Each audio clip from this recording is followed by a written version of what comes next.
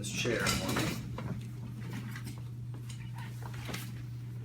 So we're going to measure on the ulnar side. My axis will be just distal to the ulnar styloid here. So this bony prominence is the ulnar styloid. My axis will be just distal to that. My stationary arm will be along the ulna. My movable arm is along the fifth metacarpal, this bone right here. So it has to be parallel to that fifth metacarpal the entire time. So as I go through, line my axis up right here. Stationary arm along the ulna, movable arm along the fifth metacarpal. And I want you to bring your hand up like that as far as you can. Good. She's got 55 degrees of wrist extension. Now we're going to do flexion, so we turn it over, we do the same thing. Landmarks are the same, axis is the same.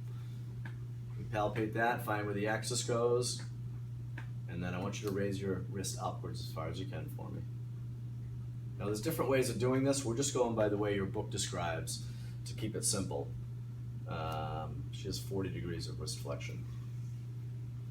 So we're going by the way that your book's describing just to keep it easy, but there are other ways to do this, but we're going to try and keep it simple and just follow the way the book's doing it. So that's wrist flexion extension. For radial and ulnar deviations now,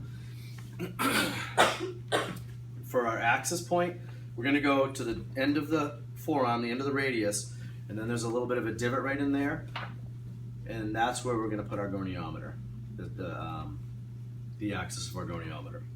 Our stationary arm will be up along the midline of the forearm, and then the movable arm will be along the third metacarpal.